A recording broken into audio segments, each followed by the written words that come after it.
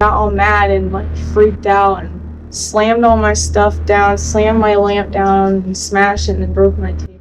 This is Gabrielle Clevenger. Little did she know that within the next few days, her body would be discovered dead in a wooded area.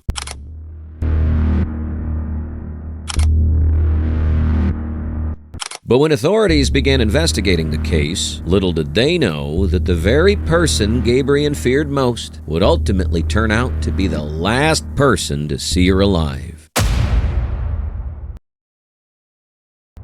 On February 10th, 2020, the Shelby Police Department received a call reporting the missing person, Gabrielle Clevenger. The caller was Lisa Davis, a close friend of Gabrielle's. Lisa informed police that Gabrielle had failed to show up for her shift at the restaurant where she worked and had not called in or sent any word to her coworkers. At first glance, it appeared that Gabrielle may have simply needed to get away, particularly given that she'd been receiving death threats from her estranged husband for the past week. But the more Lisa thought about it, the more she knew it didn't line up, because this was not who Gabrielle was. In the days leading up to her disappearance, Gabrielle called 911 on January 15th, 2020 to request a restraining order against her husband after returning home from work one day to find her house vandalized. What did you say? Oh, I'm calling to have a report. Okay, what's the address? 1121 Clayburg Road, Lot 57. Okay, and what's going on? Well, me and my ex, we're still married. We're in the process of trying to get stuff divorced and everything. And I told him to leave, and he didn't want to listen. And then he freaked out and slammed my lamp on the floor and smashed it and broke my coffee table and just screamed at me and left.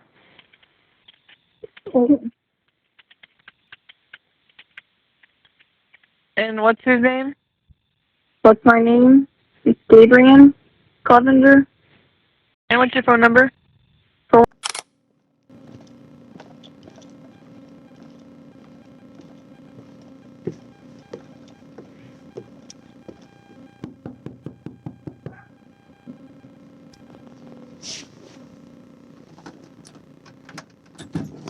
Hello. Hi, did someone call for us tonight? Yes, me. You did? Okay. Do you want to come outside or me come in? Coming to my dog was right now. What's going on tonight? Well, me and my husband are planning on getting divorced. Okay. And he moved out. And we've been trying to be civil and stuff, and he dropped me off, and he just kept like lingering around, and I just don't really want him sitting here and stuff. And he got all mad and like freaked out and slammed all my stuff down, slammed my lamp down, and smashed it and then broke my table. Okay. And you guys are still married? Okay. Well, unfortunately, there's not a crime because you guys are still married, there's not a crime here. Mm-hmm. What I would do though is, since you guys have you served them with papers yet? No, we were supposed to do that tomorrow. Supposed to tomorrow? Okay. Well, it seems like you guys are going to have some problems in the next upcoming months getting through this. So what I would do is, obviously it's documented that we were here tonight. What I would do for your sake, and whenever you get your divorce lawyer, go ahead and take pictures, document on a piece of paper or do you have a smartphone or something? Dates and times of when this happened. He came, he did this, he broke the lamp, we were talking about such and such, and then he left, or what kind of state he was in, was he drunk, was he this, that, and the other thing. And then that's going to help you as far as, one, possibly getting any type of money back for stuff like this. But because you guys are married, it's I own this and he owns this, So, are you safe? Everything fine? You feel threatened or anything like that? Or I got a deadbolt and everything, so I know Okay. he won't be able to come in.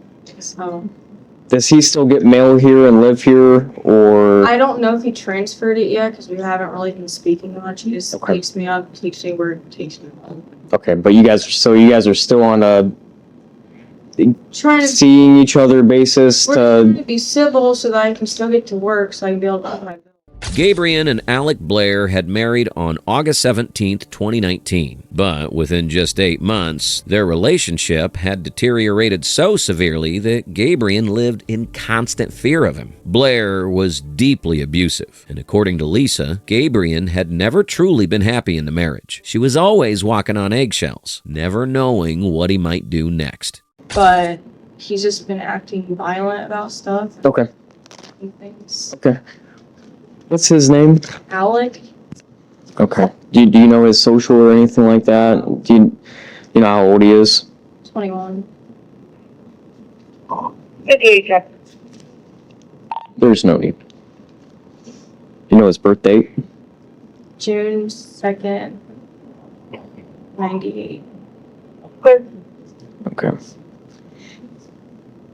And what's your social?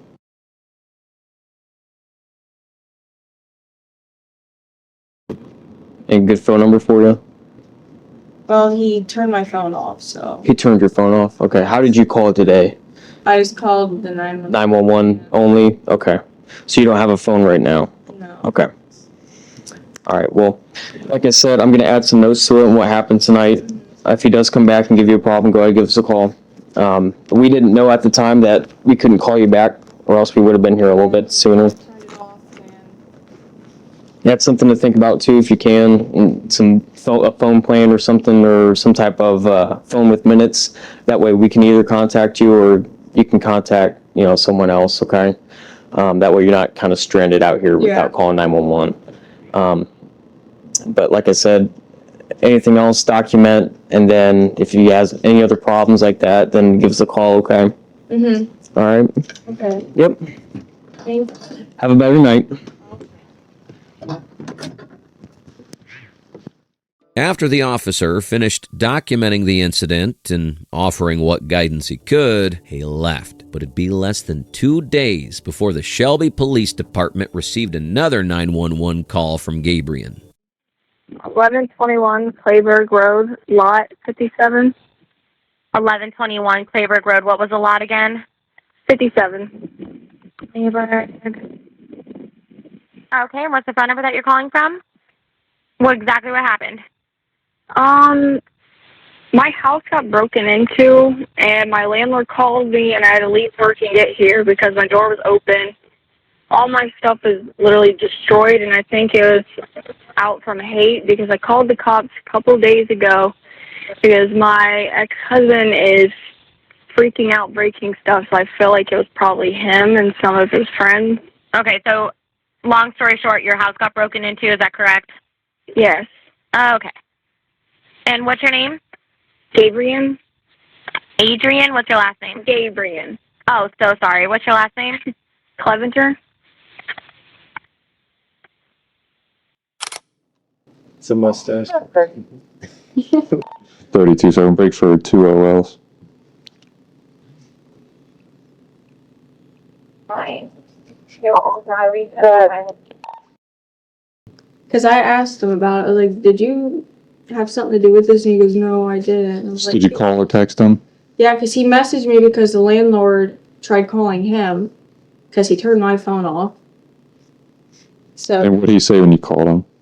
he said I didn't. I was like, then who would have done it? Because nobody's just going to come in and break the stuff and not take it. Yeah, that's right. She messaged me today, too. Okay. Are you involved in anything? Is there a reason that he would want to?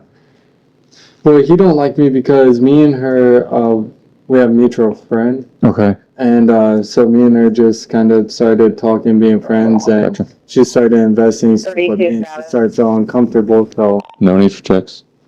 Has he messaged you? Stay with me, yeah, he's like, bring Gabe home and all this, he's like, game, could you fucking... And like, he's really aggressive, so I'm just like... And yeah, it's just... Like, I'm not even trying to do anything, he's someone that me and her is dating, and I'm trying to sleep with her. Alright. When did your landlord call you and tell you that everything was It good? was around. Do you have an exact time? I'll clear it just a second when I get the last in.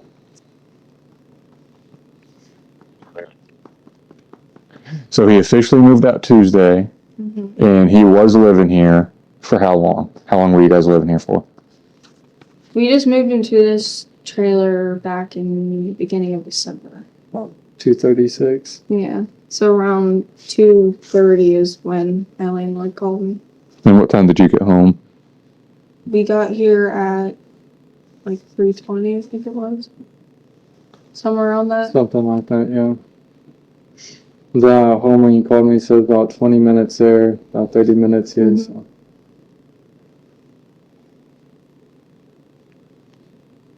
How long were you guys married? 5 months. 5 months. Okay. I know what she called another time about him punching holes in the wall, and that was the first time she felt the really other day I uncomfortable. called because he smashed my lamp against my TV stand Okay. and then smashed my coffee table. Gotcha. And you guys just like, well, you guys Yeah, are we married, can't- and she's like, I really don't feel comfortable. So Yeah, I That's mean, how I if feel. it's just stuff that's Yeah. broken, I mean, there's not really much we can do. I'll still do a report on it because there's a little more than just stuff being broken. But It was becoming increasingly clear that Blair's harassment was escalating and that Gabriel's situation was growing more dangerous by the hour. She was visibly shaken and terrified, with no idea what Blair might do next. Getting his name taken off. okay, even then, he still needs to have an eviction. Yeah. So talk to the landlord, be like, hey, I know he said he's taking his name off the lease, but he still needs to be evicted because he was living here at one point in time. Mm-hmm. And if he decides he wants to come back, he can come back. If he does come back, call us if he's a problem. Because technically it's just still his house, so we can't make him leave. But if he's an issue, call us. We'll come out. Has there ever been any history of domestic violence? Has he ever hit you, slapped you, threatened to? No, he just gets in my face and screams at me. Like on Saturday, I was trying to leave the house and he wouldn't let me leave. He was like holding me into like the bathroom and in the hallway, not letting me get out. And that was when? Saturday, and Okay. he was like screaming my face, calling me a stupid bitch and everything. Why wasn't he letting you leave? Resurrection Parish. Because he wanted to talk about us getting back together, and I don't want to. And he just doesn't want to understand it. Did he make any threats while doing that? Well, lately he's been sending me like threats, like bad photos of mine that I've sent to him, saying he's gonna send them to him. Mm-hmm. And threatening it. They won't stop. And How long did he keep you in the bathroom for? probably like 3 minutes. Okay. Is there anything you want to do about that? I mean, It just makes me not comfortable. yeah, I gotcha. And that was Sunday, Saturday. Saturday. Hello, ma'am. Not bad, yourself? The two trailers next to you, have you noticed anyone going in or out of there any weird today? Anyone driving back and forth that doesn't really seem like the normal, anything out of the usual going on? You're talking about here and here, The next one, yes. not this one. Not the next one, the one next to it. I didn't even know anybody lived there anymore. Okay, alrighty. I appreciate it. Hello. How you doing today, sir? Good, how are you? Have you not I this? know which trailer you're talking Yeah. Have you noticed anything weird going on? Yeah, I saw a blue Ford dually over there earlier. A blue Ford dually. Yeah, with exhaust pipes coming out the top in the bed by the toolbox. 25697. Just talking with, And you saw what by the tail by the? I saw like exhausts Okay. coming up back of the cab by the toolbox in the bed.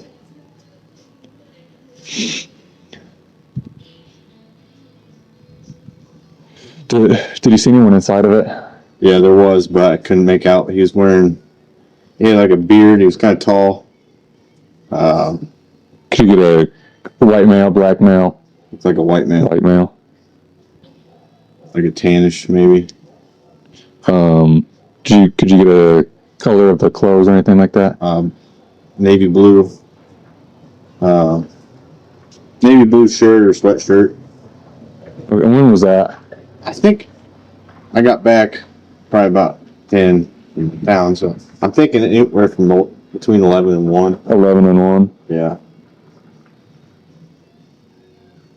Did he see anyone get out of it? Yeah, Did he see, all right, so it was only one male? one guy One guy? got out of it. Did you hear anything? I didn't like hear that? anything. Have you ever seen him here before? I've never seen him. He was going slow. He was going slow around the park. It's kind of unusual. People usually. 2027. And you've never seen him here before? I've never seen that truck here before. Unless I seen him go on the back road Go ahead. too. So I don't know. Okay. Go ahead. He came the back way, you said? I saw him on the back row as well. Okay, I got you. Over the days that followed, Blair continued to bombard Gabriel with a relentless stream of harassing text messages and audio calls. At one point, he sent a chilling message on Facebook stating that he hoped she would die. On another occasion, Blair cornered Gabriel in a bathroom, screamed directly in her face, calling her degrading names, and physically blocked her from leaving. When Gabriel told Lisa what had happened, Lisa immediately urged her to come and stay with her. After moving in, Gabriel filed for a protective order against Blair on January 22nd. But what unfolded on the day of the hearing would prove to be one of the most devastating turning points in this entire case. During the hearing, the judge refused to grant Gabriel the restraining order despite the text messages, recorded calls, and documented harassment presented as evidence. What made the ruling even more disturbing was that Blair himself admitted during the hearing that he struggled to control his anger and had been aggressive toward her. And yet, the judge determined that Blair's anger did not constitute domestic violence against Gabriel. Gabriel walked out of that courthouse knowing her life was in danger and knowing that it might only be a matter of time before something terrible happened.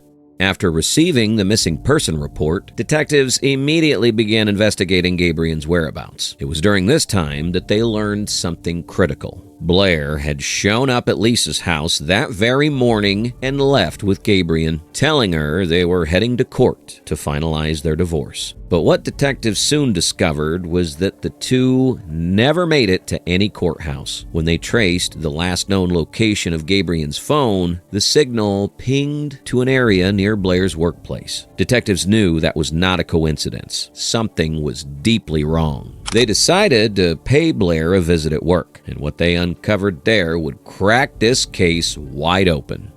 Do all the divorce stuff, figure all that out. And, well, she didn't really want to, so.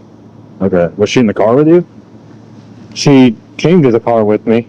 She didn't get in? I think she got in, but then she didn't want to do this, so she wanted me to drop off. It wasn't too far from where she was at. Okay. She's living at. So she did get in the car with you? Yeah. Okay, but you dropped her off somewhere else? It was, just not too far from the house where she was at. Okay, where was that at? In Shelby on 2nd Street. On 2nd Street? Okay. Yeah. I got there on the corner. Okay. What's the last thing you said to her, when's the last exact moment you talked to her, saw her? You say, I think that 11:30 range. Okay. And was it on good terms or bad terms? It wasn't really the greatest terms. Okay. I wasn't trying to argue. It's just, I gotcha. Yeah. Well, I guess the reason I'm out here asking and talking to you about this is Shelby got a welfare check for her because apparently she's now missing. Nobody knows where she's at. Yeah, that's what her coworkers were messaging me, asking me about it. Okay. It was just kind of strange because they were saying that she would never miss work. Yeah. Is she dating somebody else or something? Yeah. Okay. And apparently, he's out of state. Yeah, apparently he's calling in worried because he hasn't heard from her, and that's also not like her. Right. So obviously, we're coming to talk to you. Right. See if you know where she is. Yeah. Any idea where she would be? Honestly, I don't really even know anything. Okay. Where she could be, I don't know. Where she would decide to go. Okay. If anything happened. Why would she just go off the grid like that? She done it before? Not that I know of. Okay. Since I've been with her. The last time you saw her was at 11:30. Yeah, about 11:30. Yeah. Okay. Because she's got her cell phone goes straight to voicemail and everything like that too. So yeah. I don't have her number, but I tried to Facebook her and I wasn't getting anything either. Okay. All right. Well, if you hear anything or happen to see her, you need to call the Shelby Police Department. Okay. I definitely. Do you have a good current phone number for you? Yeah. Okay. Alec, what are you driving right now? A Jeep Cherokee, somewhere back there. Okay. It's my rental car. What happened to your other car? I had an accident. Okay. I rear-ended somebody. Okay. So yeah, I should be getting back Okay. here soon. What color is it? The Cherokee? Black, pretty sure. Okay. Okay. I'll give your number to Shelby Police Department. They might reach out and contact you to see if they need more information. Okay. All right. Thanks. Yep. After speaking with Blair, detectives obtained his consent to search his Jeep. It was here that the secret Blair believed he'd carefully concealed was about to unravel.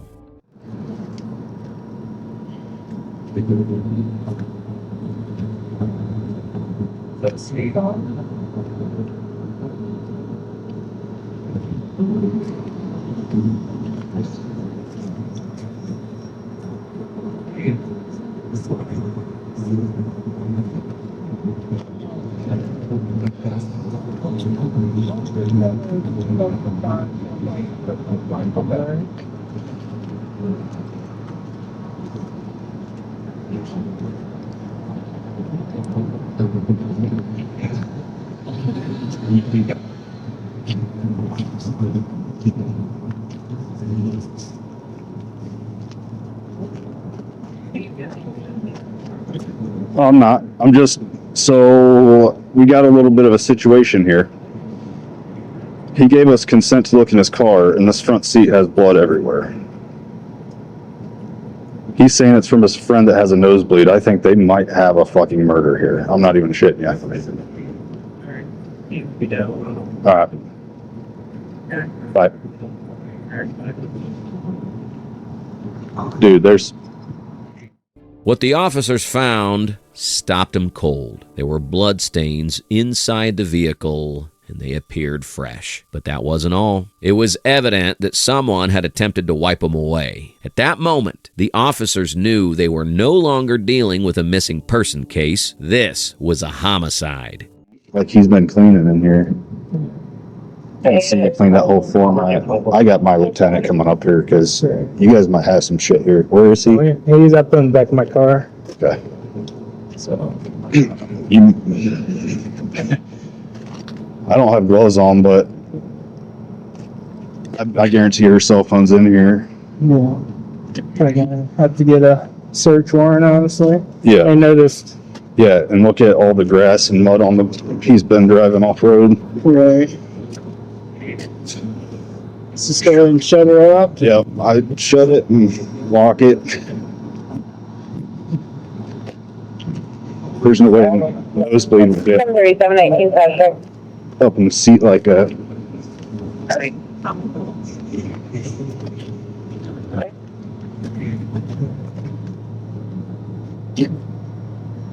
All the times to have a phone. You need me to make a call for you? Or do you just want to borrow my phone? Yeah. Like I said, you can, as soon as I saw that bottle of Lysol, I was like, oh shit. If you look in there, you can see blood. You can see it right here. Oh, yeah. You can see where it's all freshly cleaned. Right. And, There's grass up there, right. bleach up there from him wiping that off. Yeah. All right. I'm gonna borrow your phone. Yeah, I bet you will. When detectives confronted Blair with the evidence, he claimed the blood belonged to a friend who'd been injured in his car. But detectives knew he was lying, so they brought him in for questioning, and what emerged during that interrogation was nothing short of horrifying.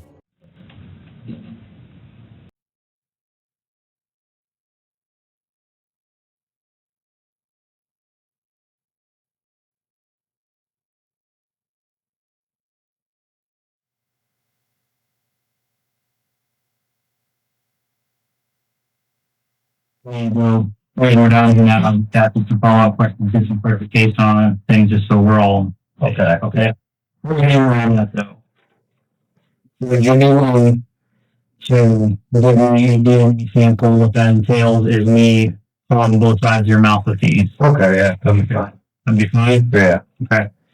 There's 2 sticks in here. Okay, what I'm gonna do is I'm gonna take one, follow it around the left side of your mouth, and I'm gonna take the other one, follow it around the other side of the mouth. That's it.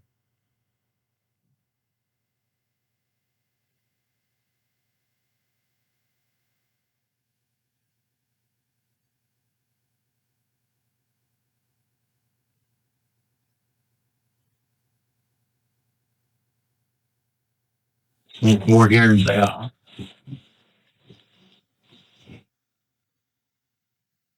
Let me know if this hurts. Can you tell me which bedroom you're in the house? It will be that front left one. Once you get up to the house, it's the top there. There's a window.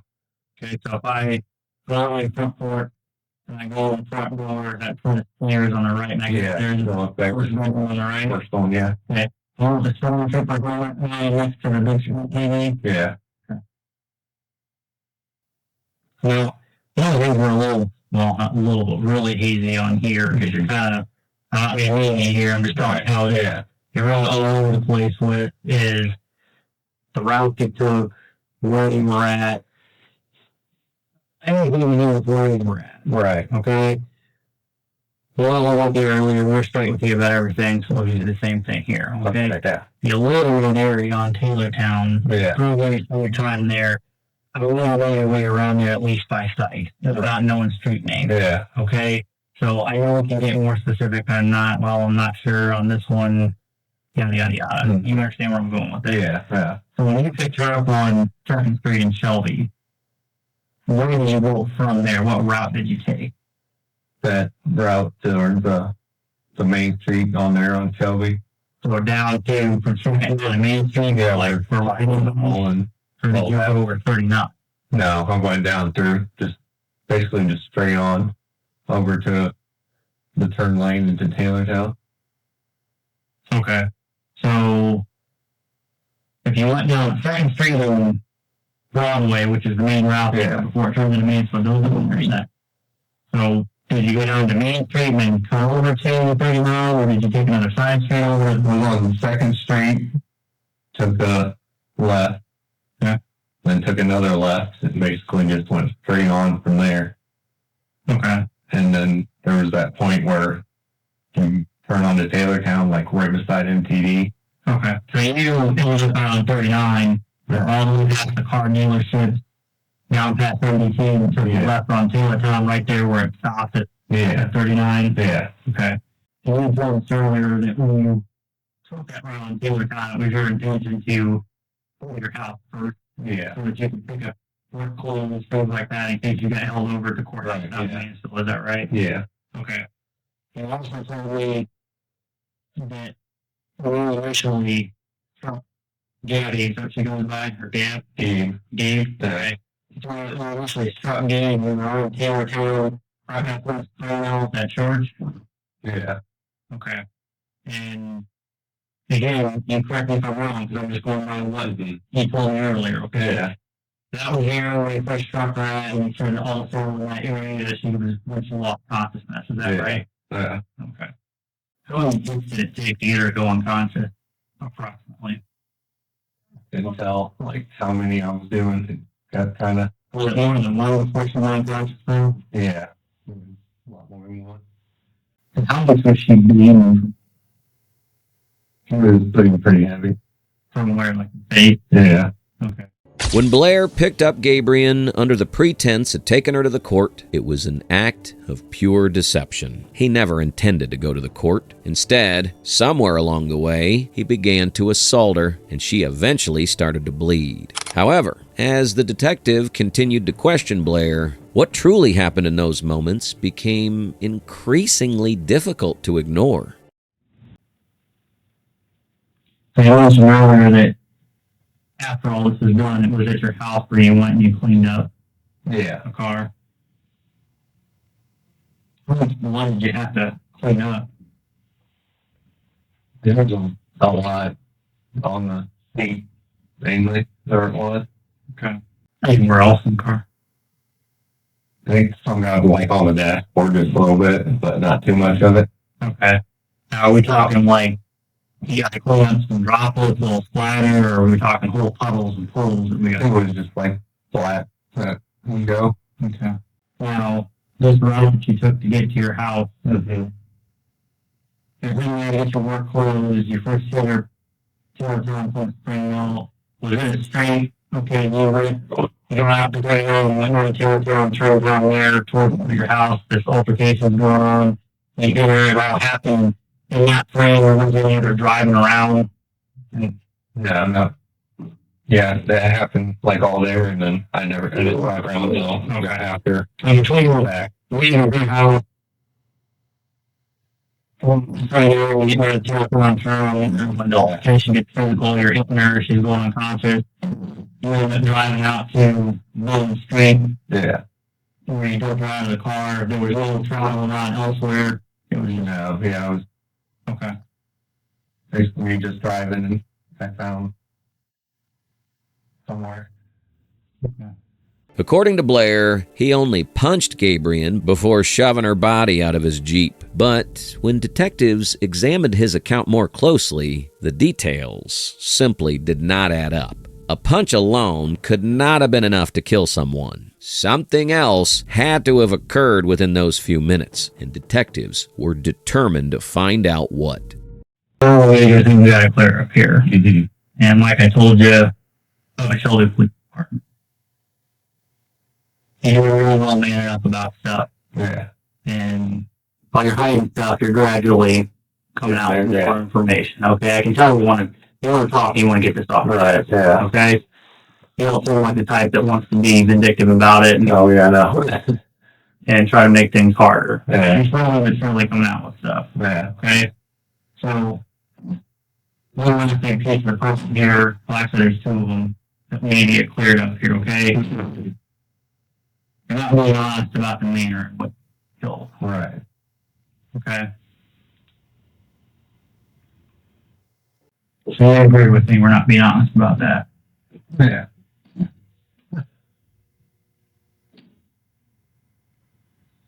We need to get out of here. Yeah. We can't get clear on any of this without truth. Yeah. All right. How did you kill her? Just all. I had a pocket knife. And honestly, I don't know what got me to do anything. I just remember flash from my eyes, and I was angry with something she was telling me. So you were mad at something she was telling you? Yeah. Okay. The pocket knife you had, and you stabbed her with it? Yeah. Okay. How many times did you stab her with it? Honestly, I couldn't tell you how many times.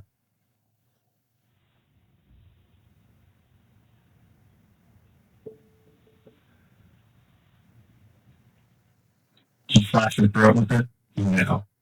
No. Did it get to her throat? Anyway. Her man thought if I stay here, we can't have enclosure. Right. Alright. I know she's got a big gaping hole in her neck. Really? I didn't get near her throat at all. Okay, where did you say? I think it was just mainly like onto her sides and everything. Her side and her front. Okay. But her throat had to be touched. Okay.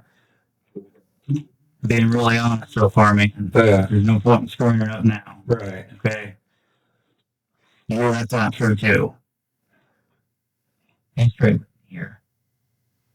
I understand that you had a blackout moment where you were just so mad and you couldn't control yourself, and it was like, how do I get this one off my back? Yeah. Too much, and you snap. Yeah. But I told you earlier, people snap. Right. Okay. But we gotta be honest about this. Complete the answer on these here, especially when all the information you're giving me is not accurate based on what I've seen in my investigation. You don't know that you were there. Right. Okay? So tell me honest here. Okay, I know you didn't stab her in the side or the stomach at least down to an accepted amount. Right. Okay. You go through. Honestly, I don't remember cutting her throat. Like, honestly, don't remember ever actually getting to that point. Okay. I may have did it, not knowing I did, but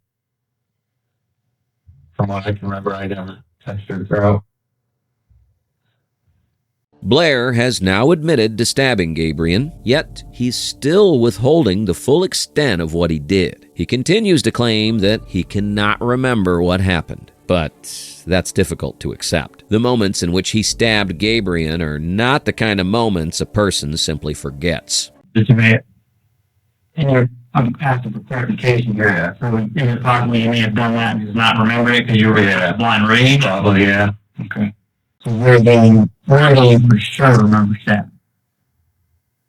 I do remember, like, I think it was somewhere in her front, and I'm pretty sure it was like her side or her back area. Okay. Which side, right, left? Do you remember?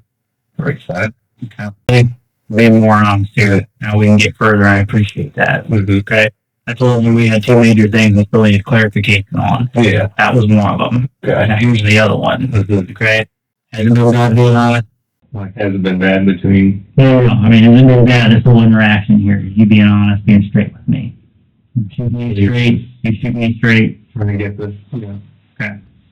So I'm not going to answer on this issue in this question. Mm-hmm. All right? I'm thinking she wasn't killed in that Jeep. Mm-hmm. My thinking is that there was some altercation in the Jeep, physical, approaching, maybe something like that. She got out at one point, whether you tossed her out or she jumped out trying to get away from you or whatever, and you killed her outside of that Jeep somewhere. My question is am I correct in that line of thinking, or am I totally off base? It was in the Jeep. You did kill her in the Jeep? Yeah. Okay. So you stabbed her in the Jeep? Yeah. I just got back from getting my lunch and water bottle, headphones, and got back in the car, and I don't know. And then that's when I kind of blacked out. So, after you picked her up, did you stop somewhere to pick up your lunch? Or did you go to your house again? I went to my house because it was just a little frozen. Okay, so did she wait in the car while you went in and got your lunch? Yeah. Okay.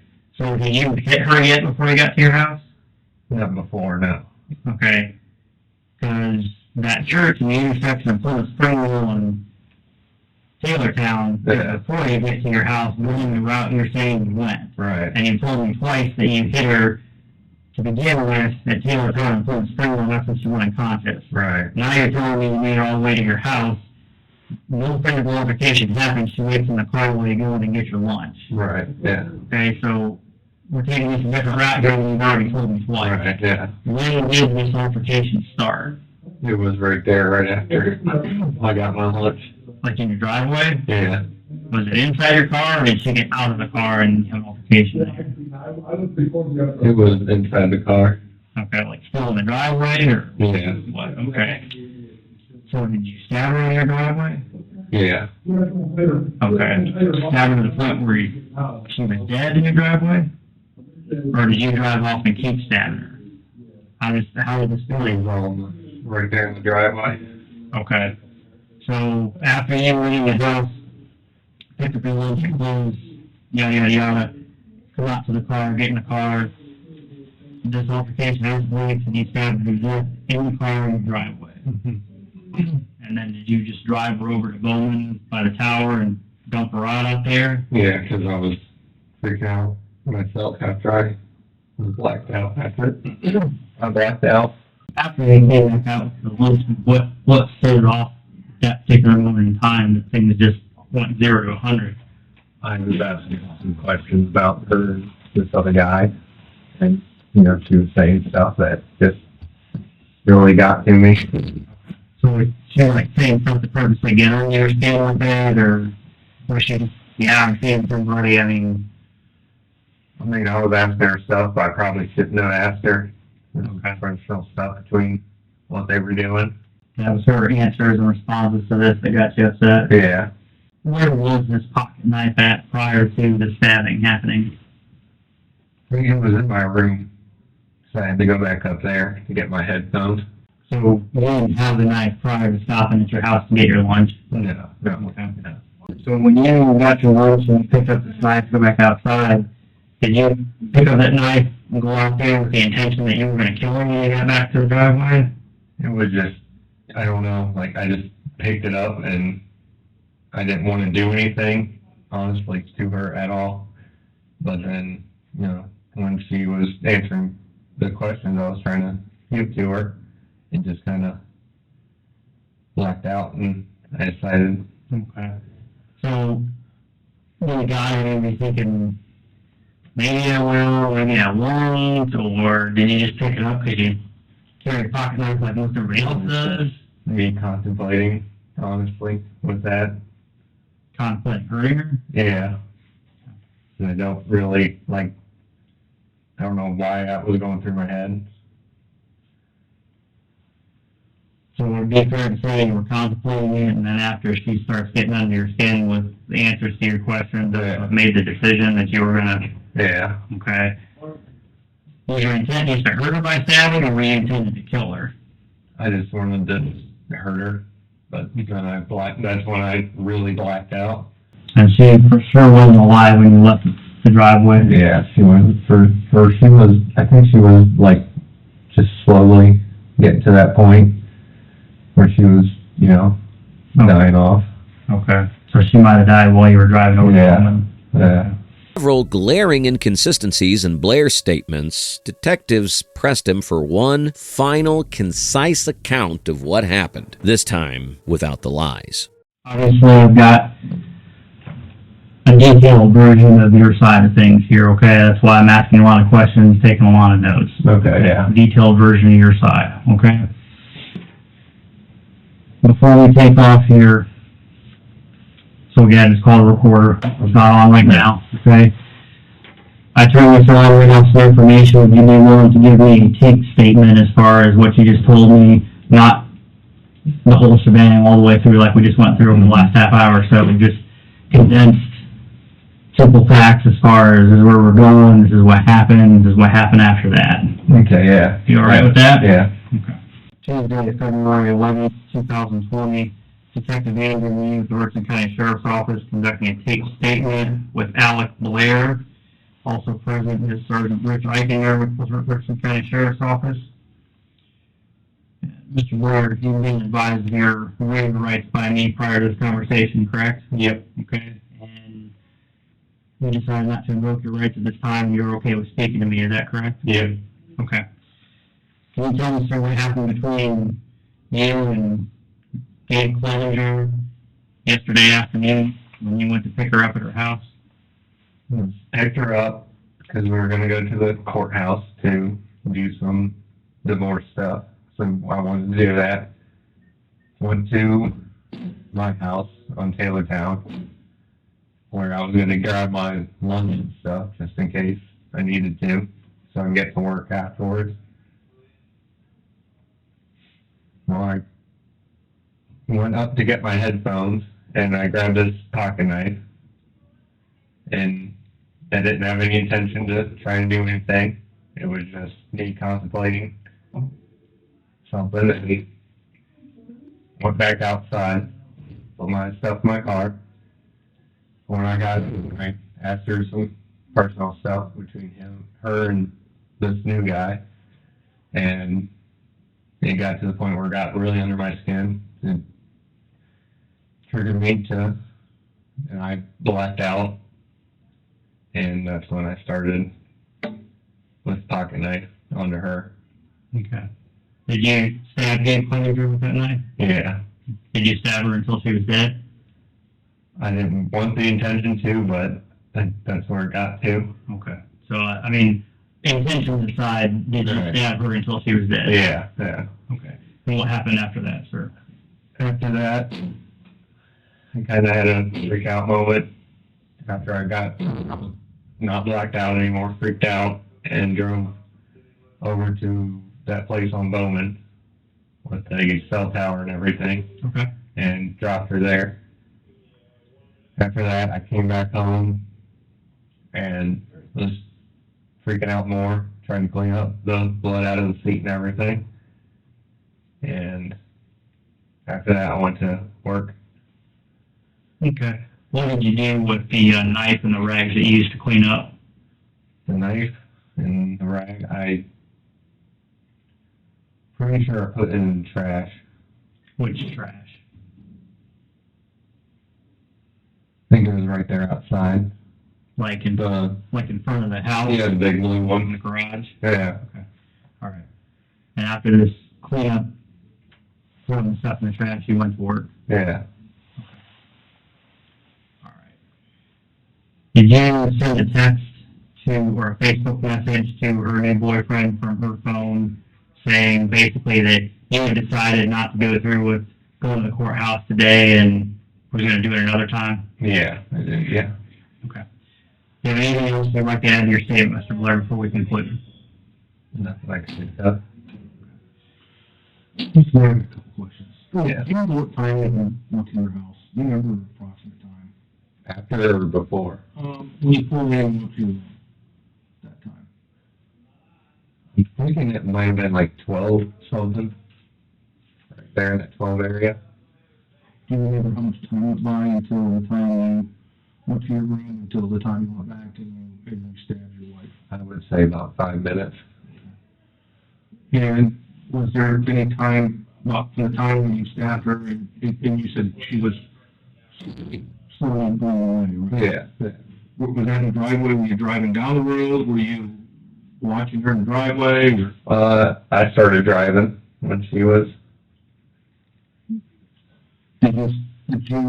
About what time did you get on William Street when you placed her?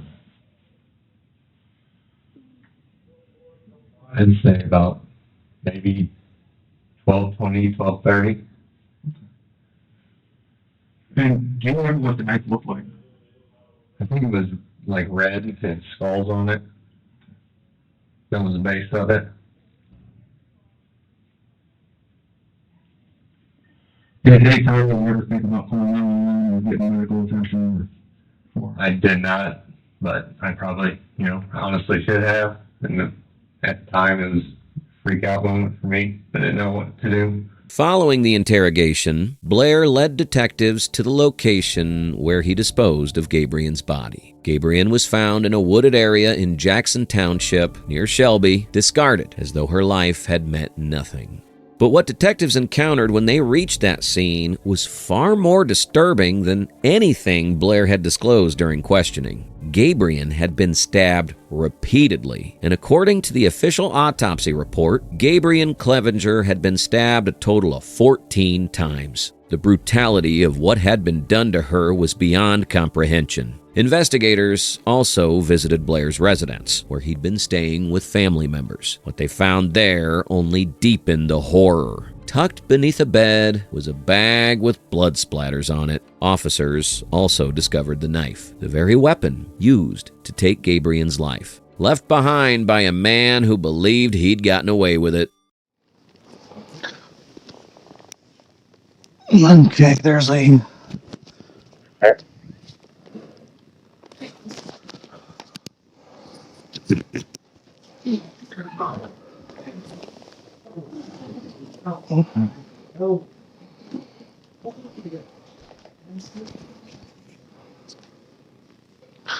Small backpack appears to have blood on it. This was pointed. Alec Blair was subsequently charged with aggravated murder, tampering with evidence, gross abuse of a corpse, kidnapping, felonious assault, and abduction. In October 2020, Blair entered a guilty plea and he was sentenced to 45 years in prison.